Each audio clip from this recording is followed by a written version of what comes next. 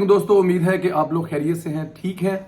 لاہور کا بڑا ہی خوبصورت موسم، میں تو بڑا انجوائے کر رہا ہوں، خاص طور پر کل رات کو جس جگہ پہ ہم لوگ بیٹھے ہوئے تھے، میں بلیو کریں کہ باہر بیٹھ کے سردی فیل کر رہا تھا کہ یار سردی لگ رہی ہے۔ تو ایکسیلنٹ، جس طرح پاکستان کی سیاست کا کچھ پتہ نہیں لگتا، اسی طرح لاہور کے موسم کا بھی آج کل کچھ پتہ نہیں لگ رہا۔ حکومت نے دوستو فیصلہ کر لیا ہے کہ آڈیو لیکس کے جو کردار ہے ان کو کیفے کردار تک پہنچانا ہے۔ عدالتی نظام کو مفلوج بنانے والوں کا احتساب ہوگا، علاج ہوگا، نظام جو انصاف ہے، نظام انصاف کو ان سے پاک کرنا پڑے گا۔ میرا خیال ہے کہ ثابت یہ کیا جا رہا تھا کہ یہ کسی بھی طرح سے اس سسٹم کو نہیں چلنے دیتے۔ اور دیکھیں، میں بھی اس حصہ ہوں اس نظام کا۔ خدا نہ کرے میرے اور آپ کے ساتھ کچھ ایسا ہو جائے تو کیا مجھے اور آپ کو یہ ہوگا کہ ہم صبح جا کے ضمانت لے کے آ جائیں گے، اور وہ بھی ان کیسوں میں جو ابھی تک بنے ہی نہیں ہیں، اور وہ بھی تب تک جب تک میں خواہش کروں۔ تو جو نظام انصاف کا لاڈلے کی محبت میں بیڑا غرق کیا گیا یہ بھی ایک تاریخ ہی لکھی گئی ہے۔ But anyhow, audio leaks کے لیے بنائے گئے کمیشن نے کام کرنا شروع کر دیا ہے۔ جسٹس قاضی فیصل نے کمیشن کے کچھ کرداروں کو طلب کر لیا ہے۔ 27 مئی کو 4 اہم ترین شخصیات کو طلب کیا ہے۔ ان میں صدر سپریم کورٹ عابد زبیری، ایڈوکیٹ طارق رحیم، صحافی عبدالقیوم صدیقی، سابق چیف جسٹس ثاقب نثار صاحب۔ اچھا جی، ان کرداروں کو جو ہے وہ بلا لیا جی کہ آ جائیں آپ ہمارے پاس، ذرا آپ کا ذرا اسکریننگ، وہ کیا اسے کہتے ہیں کہ آپ کو تھوڑا سا چائے وائے پلائیں اور ذرا تیل لگا کے آئیے گا، کیونکہ آپ سے پوچھنا پڑے گا کہ یہ سب کیا ہو رہا ہے، اس کے پیچھے مقصد کیا ہے، یہ آپ کیا جواب دے رہے ہیں، کیا بات کریں۔ یہ بلانے سے پہلے ایک بات تو کنفرم ہے کہ ان کے فرانسک ہو چکے ہوں گے، اور آڈیو اوریجنل ہے۔ یہ بات کنفرم ہونے کے بعد ہی سپریم کورٹ کے سینئر 3 جج جو کہ آگے جا کے چیف جسٹس بننے والے ہیں، انہوں نے یہ سٹیپ لیا ہوگا۔ تو یہ بات تو کنفرم ہے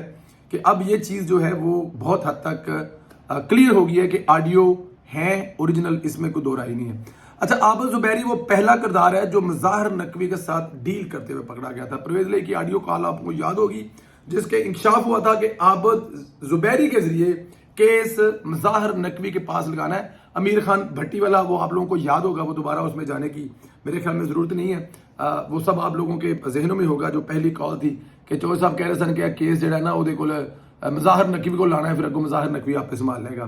طارق رحیم وہ کردار ہے جو مریم نواز کو ٹھوکنے کی بات کر رہا تھا، یاد ہے آپ کو، دھمکیاں دینے کی بات کر رہا تھا، عمران خان کے کیسز کا مستقبل وہ پہلے بتا دیتا تھا۔ طارق رحیم کی بیوی چیف جسٹس کی ساتھ جو ان کی ساس کے ساتھ کال تھی، وہ بھی ملکی نظام کا جو کباڑا کرتے ہوئے ہم نے دیکھی، ہم نے سنی، اس کا بھی میرے خیال میں کوئی جواب نہیں تھا، کوئی اس کو کہیں پہ جسٹیفائی نہیں کیا جا سکتا کہ وہ جو ملک میں خواہش کا اظہار کر رہی تھی کہ اور کچھ نہیں تو کمبختو مارشل لگا دو، اور وہ کہہ رہی تھی کہ میں نے بندیال صاحب کو بتایا کہ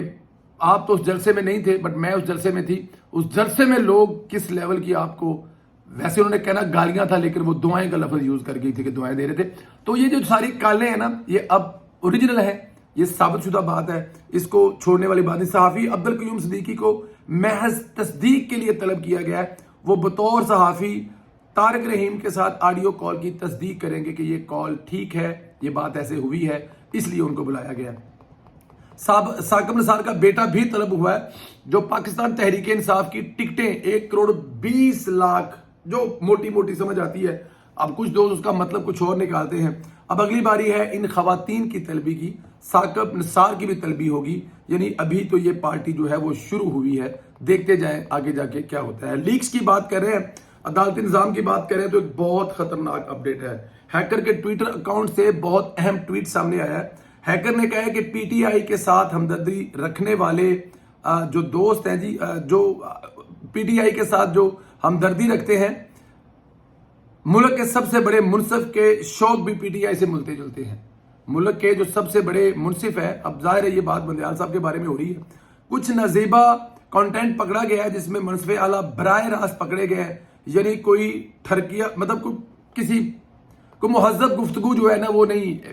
یہ کہا جا سکتا ہے کہ مہذب گفتی نہیں ہے، کوئی بڑی ٹھرکی جی والی گفتگو ہے، جڑے اس عمر دے وچ بابے کران جو کہ کچھ ہوندے نہیں، خالی گلاں کردے نے نا، تو وہ اب یہ آنے والے وقت میں پتہ چلے گا کہ وہ کیا ہے۔ یہ خبریں کل رات سے چل رہی ہیں کہ اس دیوار میں آخری کیل ٹھکنے والا ہے، اور اس کے ساتھ صرف ایک ہی ہوگی اور استعفیٰ ہوگا، یعنی عارف علوی سے پہلے شاعرہ دستور سے بھی استعفیٰ آ سکتا ہے، کیونکہ بندیال کے پاس جو اپنے وہ سارے تیر جو ہے نا وہ چلا چکا ہے، اب اس کے پاس کچھ بھی نہیں ہے۔ اب وہ جو 2-3 جج ہیں نا وہ یہ کہتے پائے جاتے ہیں کہ اگر آپ لوگوں نے ہمارے فیصلے ماننے نہیں ہیں تو پھر ہمارا ٹائم ضائع کیوں کرتے ہیں۔ تو لگتا یہ ہے کہ آنے والے دنوں میں یہ جو ہے نا یہ استعفیٰ ہمیں کوئی ایک آدھ بڑا نظر آنے والا ہے۔ یوم شہداء کے موقع پر جنرل عاصم علی نے عمران خان کو بڑا تگڑا پیغام دیا ہے، بڑا ٹھوک بجا کر جواب دیا ہے۔ GHQ میں ہونے والی تقریب میں جنرل باجوہ جنرل عاصم منیر کے ساتھ شانہ بشانہ بیٹھے تھے۔ جنرل باجوہ کو ساتھ بٹھا کر عمران خان بھرپور پیغام دے رہے ہیں کہ باجوہ غدار نہیں ہے۔ عمران خان جتنے الزامات جنرل باجوہ پر لگائے، باجوہ اتنا ہی فوج کے قریب آئے گا، کیونکہ یہ بات تو ہمیں پتہ ہے کہ فوج اپنے چیف کو، اپنے آفیسر کو، خاص طور پہ جو ان کو جنرلز ہوتے ہیں ان کے ساتھ، ان کا ساتھ وہ نہیں چھوڑتے۔ یہ اس کی کوئی یہ پہلی مثال نہیں ہے، اس سے پہلے پرویز مشرف والی مثال ہے کہ نواز شریف صاحب کے ساتھ جو ہوا اس میں بہت بڑا رول جو تھا وہ جو مشرف کے خلاف مقدمے کھلنے تھے وہ والا اس کا بھی حصہ تھا۔ تو یہ بات تو کنفرم ہے کہ فوج اپنے چیف جو ہیں، اپنے جو آفیسر ہے ان کے ساتھ کھڑی رہتی ہے، اور آج باجوہ صاحب کے جو ظاہر اس وقت کے چیف ہیں انہوں نے ساتھ بٹھا کر، جس طرح وہ کہتے ہیں نا کہ مظاہر نقوی کو ساتھ بٹھا کر خاموش پیغام دیا ہے، تو یہ چیف آف آرمی سٹاف نے باجوہ صاحب کو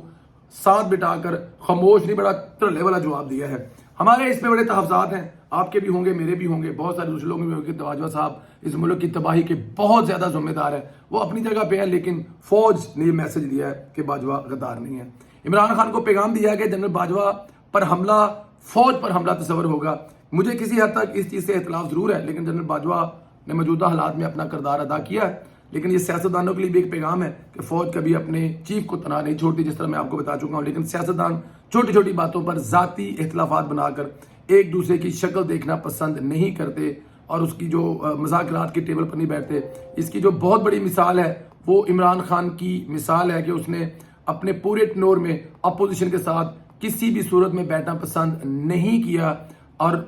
وہ ایون جب ہندوستان نے پاکستان پر حملہ کیا تھا، میں اس جہاز کو جس کو پاکستان نے گرایا تھا حملہ ہی تصور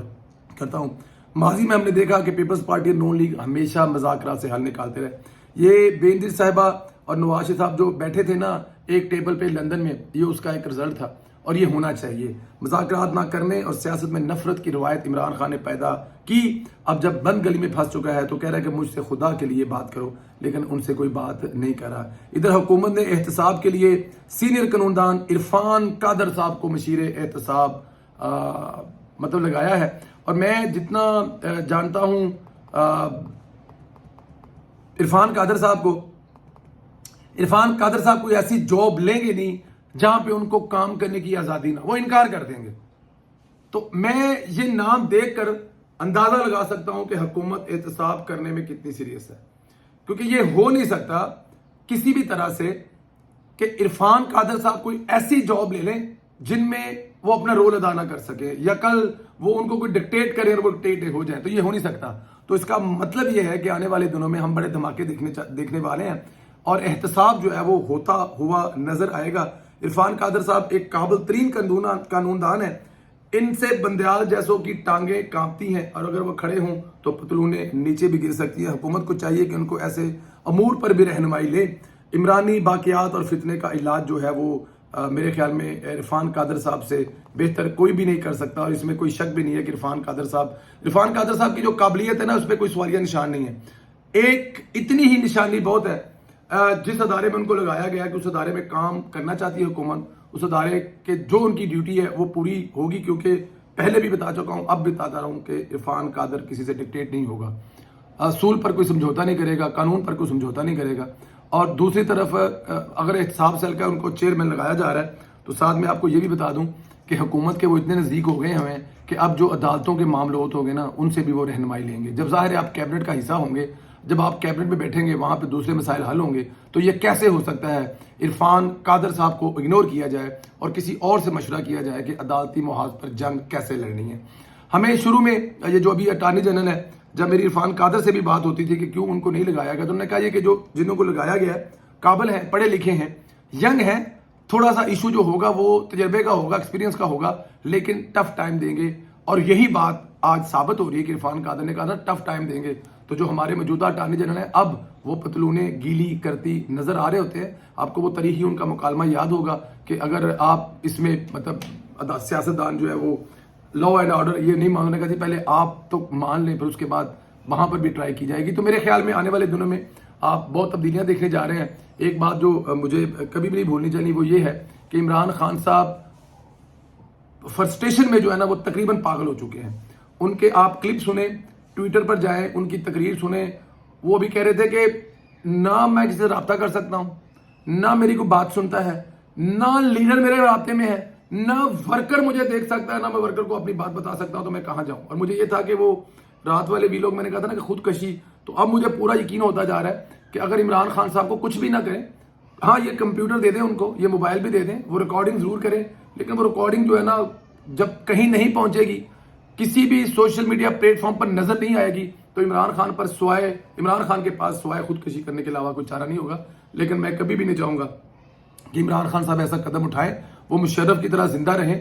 اپنا جیسے کہتے ہیں نا آخر وہ دیکھیں کہ انہوں نے اس ملک کے ساتھ کیا زیادتی کی اور اللہ تعالیٰ کی ذات ان کے ساتھ کیا کر رہی ہے. کہ آج ان کے ساتھ میں نے اپنے پچھلے 2 دن پہلے ویلوگ میں کہا تھا کہ وہ لندن میں جاتے ہیں نا تو آنے والے مہمانوں کو خود کھانا بنا کے کھلایا کریں گے, اور وہ پانی کا پائپ لے کر جمائمہ کے گھر کو باہر سے صاف بھی کیا کریں گے کہ ان کے پاس کرنے کے لیے اور کچھ بھی نہیں ہوگا. الطاف حسین کی مثال ہمارے سامنے ہے. الطاف حسین نے صرف کراچی کی عوام پر ظلم کیا تھا, عمران خان صاحب نے تو پورے پاکستان کو تباہ کیا ہے. تو یہ بھگتنا پڑے گا, یہ ہو نہیں سکتا کہ عمران خان صاحب اس سزا سے بچ سکے. اپنا خیال رکھیں, مت بھولیں چینل کو سبسکرائب کرنا. جن دوستوں نے نہیں کیا اور جنہوں نے کیا ہوا ہے وہ لائکس اور کمنٹس ضرور کریں, اور اگر ہو سکے تو اس ویلوگ کو جو آپ کے موبائل میں واٹس ایپ گروپ ہے وہاں ضرور بھیجیں تاکہ دوسرے دوست بھی دیکھ سکیں. اجازت دیں, اپنا خیال رکھیں, خدا حافظ.